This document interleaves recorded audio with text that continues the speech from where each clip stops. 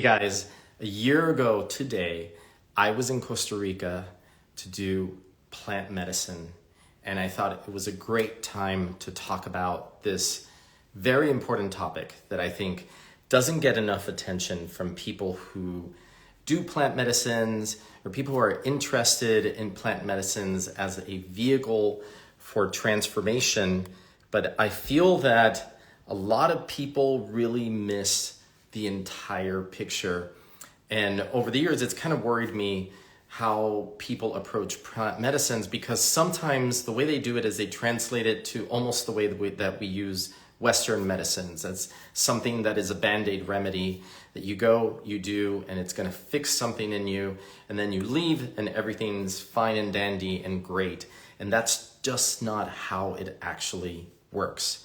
And so because it's been a year since I did plant medicine in Costa Rica, I wanted to share my experiences in hopes that it could actually either educate, inspire, or at least even give a little bit of pause to those of you who are thinking about doing these types of medicines and haven't really thought through what it takes to do these types of plant medicines. So things like mushrooms, psychedelics, ayahuasca, these medicines can be extremely transformative for people and actually quite helpful in healing childhood wounds, in internal transformation, in reaching new levels of understanding of self, of life, of relationship to others, of family dynamics, all those things.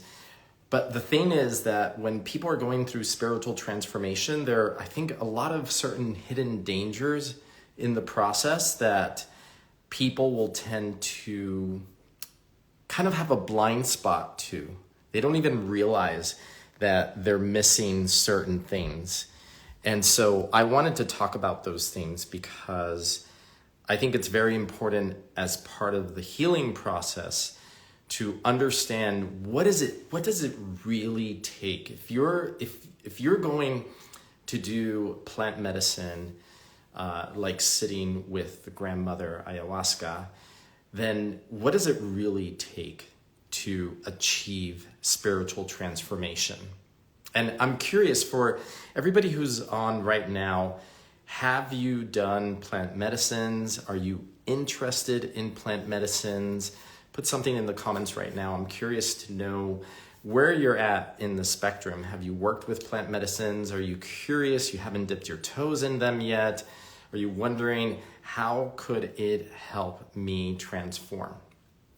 So, are plant medicines healing or poisoned? In some ways they can be really tough, right? When you do something like mushrooms can cause nausea initially. Some people actually purge when they do mushrooms, or a lot of people purge when they do all different types of plant medicines. Could be mescaline, San Pedro, and the one that is most notorious for causing purging, and it can come out of both ends, I'd hate to say it, is ayahuasca. And a lot of people might think like this can be really tough for them. And the way I see it is that sometimes the purge is a physical manifestation of what is it that needs to be released from the body. And sometimes when you're purging, you're actually purging out fear, shame, guilt, things like that you need to let go of, that need to not be a part of you. And that physical act becomes a metaphor for the internal spiritual transformation that is happening as a result of doing these medicines. They're not for everyone, and not everyone is the right candidate for these types of medicines. And yeah, they can be really irritating for the gut. I actually think that the plants, the bitter herbs in ayahuasca, are anti-parasitic, and that they actually clear the gut of a lot of different bad bugs. That's not a reason to do it. I think that's just a side benefit of doing something like ayahuasca. But I wanted to talk about 5 ways that people get spiritual transformation and especially post-journey integration wrong. So whenever you do these medicines, if you've never done them before, there is a period afterwards where you have to integrate all of the changes that the medicines have allowed to happen. But sometimes, it's almost like you grow too quickly, like if you have a growth spurt, how sometimes your bones hurt, you don't fit into your clothes the right way. Well, that happens with spiritual transformation. If you have a really big leap in growth, it can take a while for you to get accustomed to being in this new place. But there are 5 ways that people can get plant-powered spiritual transformation and integration wrong. The first one is poor setting and poor support. Like not really vetting and choosing the team that you're working with carefully. If you end up in a bad setting, that can result in a bad trip. You don't want to have that. The set and the setting is really key and important. The people who are holding the ceremony are super important. They need to be able to hold space in a way that's going to make it feel safe for you, because the medicines do take you to a very vulnerable place inside. And so it's important that you are in an extremely safe container where it's okay for you to experience those things, and you're going to be loved and supported through the process so you can go through that and transform from the inside out.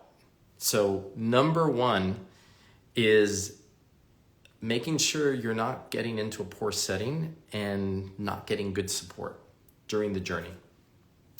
Number 2 is a quick fix mentality. A lot of people, when I was first watching documentaries on ayahuasca and I became curious about it, I thought, I was seeing world veterans from Afghanistan going to do ayahuasca because they had PTSD and they had a lot of anxiety and they couldn't sleep at night and they were on all sorts of medications. So they were looking for a way out.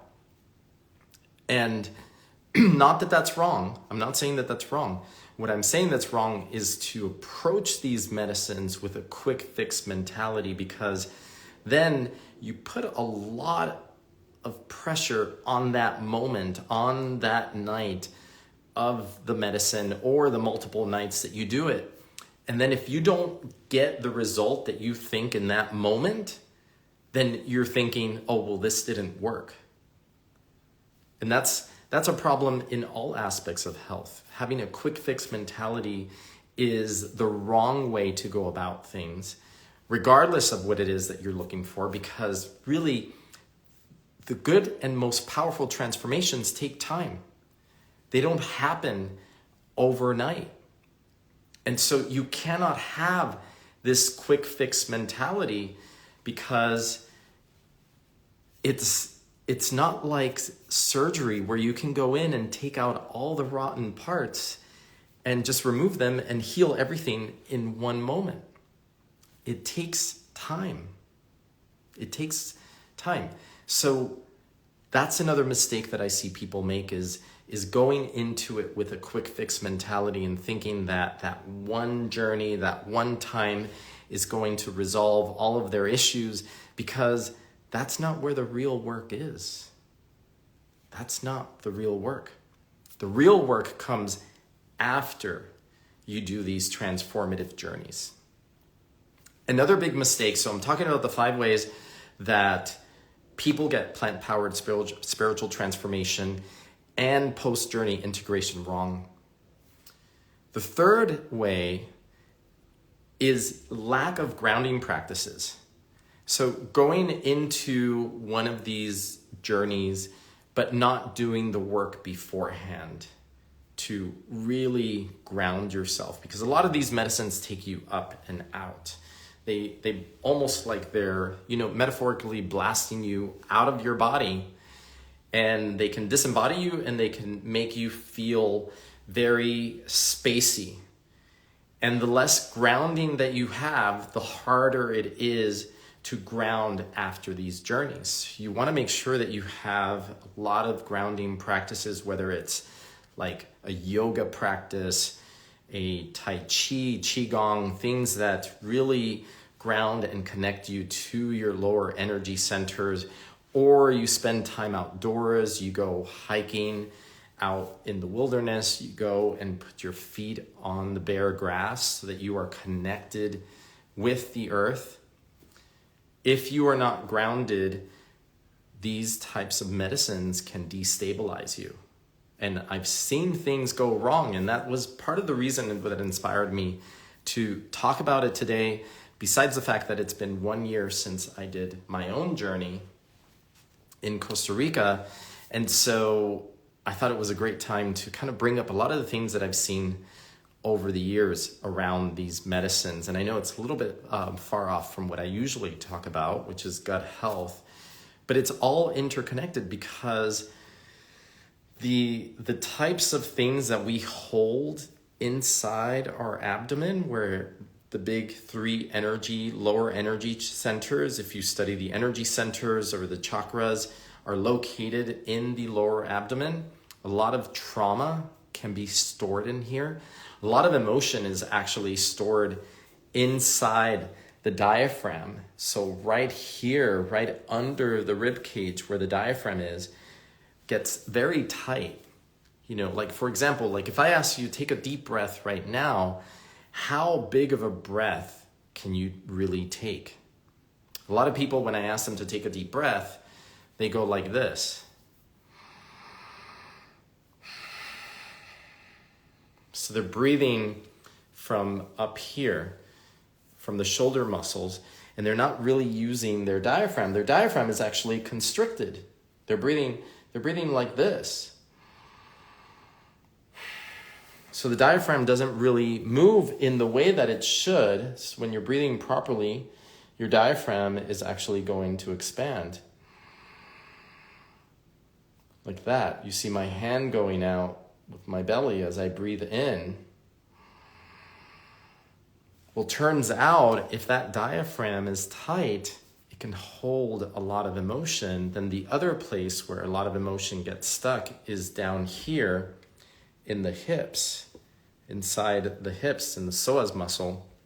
That's another place that a lot of emotion and even trauma can be stored in the body. So a lot of these medicines work at these levels, but they also raise your vibration and they get you up into the higher levels, and sometimes can cause a disconnect with the body. So it's very important to have grounding practices before you go in to do the medicine. Another example of a grounding practice is to take an Epsom salt bath. That's a really great way to cleanse the body, to ground yourself, especially if you've had a really stressful day, if you've had a lot of negativity around you. It's a good way to kind of clear all of that out. So grounding is a way to keep yourself centered and stabilized.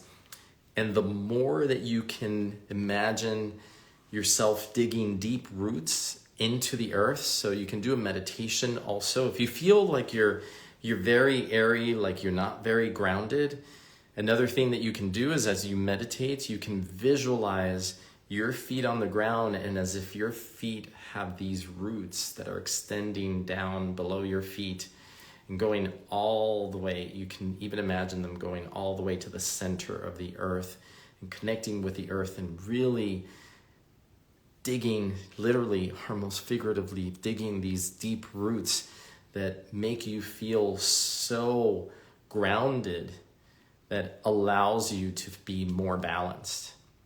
So for everybody who's just joined, I've been talking about the 5 ways people get plant-powered spiritual transformation and post-journey integration wrong. And I've seen so much of this that I felt it was important for me to talk about it on the 1-year anniversary of when I went and did plant medicine in Costa Rica. So the first one was poor setting and poor support. So it's important to have the right setting and the right group of people that are holding space for the ceremony and leading the ceremony. Number 2 is a quick fix mentality, like thinking that this is going to fix all of your issues. So you have to understand that that's only the beginning of the work. It's only opening the portal, but it's not doing all of the work for you. It's actually just cracking the door open and showing you where you need to go work. The third one is lack of grounding practices. So super important to be grounded before you do this type of work, and actually starting to do grounding practices before you decide to do a plant medicine journey. Number 4 is inadequate integration practices. This is the place where I see a lot of people go wrong. They go for the journey, they feel super excited, and then maybe for the next week, 2 weeks, 3 weeks, maybe 4 weeks, they're doing journaling, they're doing meditation, and then little by little it starts dying down. And then 2-3 months later, they're back to square one. They're back to how they felt right before they did the plant medicine. That big transformation seems to have condensed, and now it's lost, and now you're back into the turmoil and the stress and the ongoing things from day-to-day life that you've been dealing with.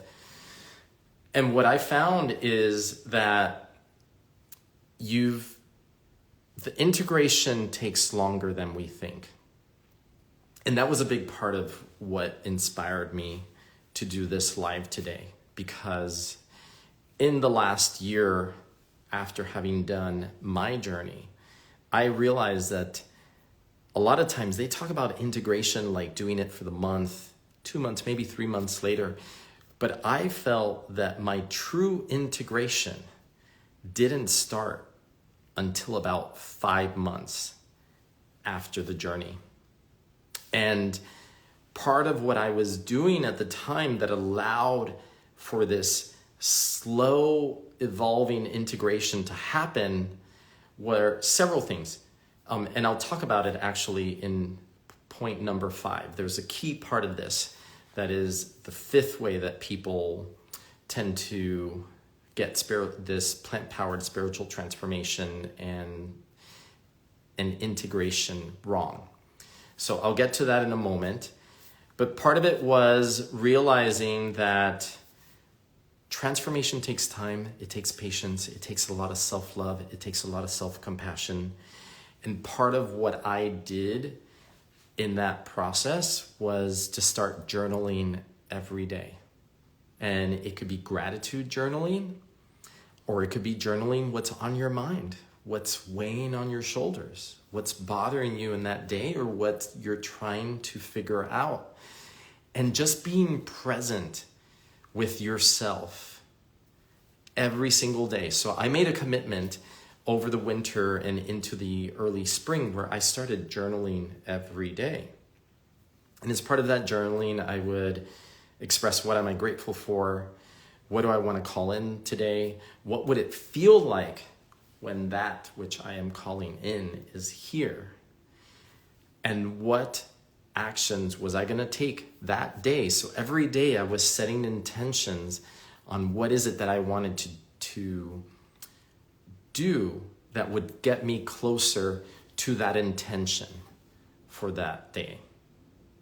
And I found that by doing the daily journaling, by doing the meditation, by being present, by giving myself a lot of self-love and self-compassion, and also forgiveness, doing a lot of forgiveness work, forgiving the judgments that I place upon myself, forgiving the judgments that I place upon others, forgiving the pressure that is put upon ourselves for different reasons.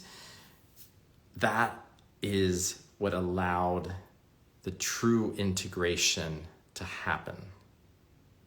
And that did not happen a month after the journey. It didn't happen 2 months after the journey. It really started making sense like 6 to 9 months after the journey.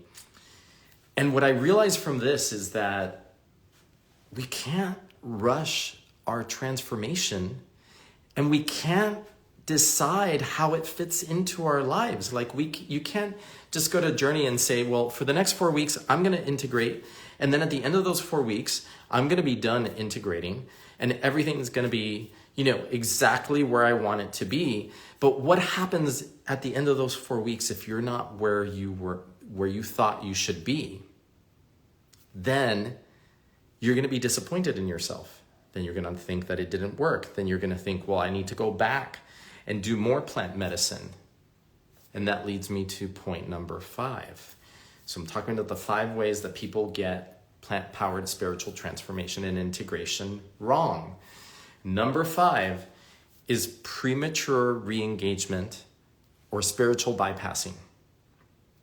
So you go and have your journey and you're doing your integration work, but you feel like a month later, 2 months later, like you're not where you want to be. So you need to go back to the plant medicine. You need to go back and you need to redo that. And you need to get, that beautiful, open, psychedelic experience, whatever it's going to be for you, because you don't feel like you've integrated enough, or you don't feel like the integration has gotten you to where you were meant to be. And what I learned in the last year is that it doesn't happen in the timeline that we think. And again, you can't rush it. So if you're trying to transform from the inside out, you can't put a timeline on it. In fact, it's kind of like a watch pot that never boils. You have to just live your life and allow it to unfold in the way that it is meant to unfold for you. It's not something that you can rush. And so what I see a lot of people doing is they're confusing going back and doing more plant medicine as the spiritual work, when the true spiritual work is the one that's done after the journey here in the real world with real life, where you have to put into practice all of the things that you learned and bring them and condense them into the day-to-day interactions and into your relationships with loved ones, with family, with friends, with everyone that triggers you, because that's where the learning is, right? But a lot of times we avoid that. And we want to go back to the feel-good feeling. We go back to doing the plant medicine, and we don't allow for the time that is needed for that transformation, which is a very subtle signal. It's not going to hit you over the head. It's a very subtle signal that takes time to evolve and to make itself known. And there's a lot of things that you can do to support that, with or without plant medicine, meditation, breath work. I'm finding that breath work is super important because so many of us hold so much tension here in the diaphragm. We can't take a deep breath, like we're constricted. And that affects so many things in our health. So I'm curious if anyone has a question on this. I know it's a topic that I normally don't talk about, but I just kind of felt that it was super important for me to talk about it today, because I think it's something that unfortunately a lot of people get wrong. And I find a lot of spiritual bypassing happening. I find people going back to the medicines over and over and over and saying, well, I only feel good if I do the medicine. Well, it's because you're not doing the work, and the work is not sexy. The work is not a beautiful plant journey. The work is what you do inside. You have to look at the shadow. You have to work on the pieces of you that you think are broken, but just need to be invited back into the whole and loved. That's the real work. So if you have any questions on this, yeah, I love your input, Earth Mother Lover. If you have any questions on this, feel free to ask. I will be doing some Ask Me Anythings coming up, so look in my stories for that. And tomorrow, I'm going to be talking to Kombucha Mama at 12 noon Eastern. We're going to be basically showing you how to make your own homemade kombucha. And we're going to be inviting you to a webinar that will happen after that, maybe I think about 2 weeks later, where you can learn more about how to make your own kombucha and the benefits and why, again, tying everything back into gut health and how we can optimize wellness by focusing on our gut and the gut microbiome. So I'm going to be on tomorrow again, talking with Kombucha Mama at 12 noon Eastern, 9 a.m. Pacific. And I will be also returning here more regularly to start answering your questions. So I promise, look out at my stories, look for the question sticker where I will post. You can ask your questions ahead of time. And I will be back doing Ask Me Anythings to help you understand your gut health better. So it's my pleasure being here with you. Thanks for everyone who joined me today. I hope this information was valuable to you. I hope that this somehow maybe answered some questions that you may have had about plant medicines. And tomorrow we'll get back to our regularly scheduled programming with gut health related stuff. Kombucha making, Kombucha Mama, 12 noon tomorrow, 12 noon Eastern, 9 a.m. Pacific. I look forward to seeing you there. And if you don't see it, then make sure to follow it in my feed. I always post the lives there after they're done. And again, thank you for being here. Happy Thursday, everyone. I hope you have a great afternoon and evening. And I will see you tomorrow. But also make sure you look out, because I'm going to start doing some Ask Me Anythings where you can get your questions answered here live on IG every week. See you soon.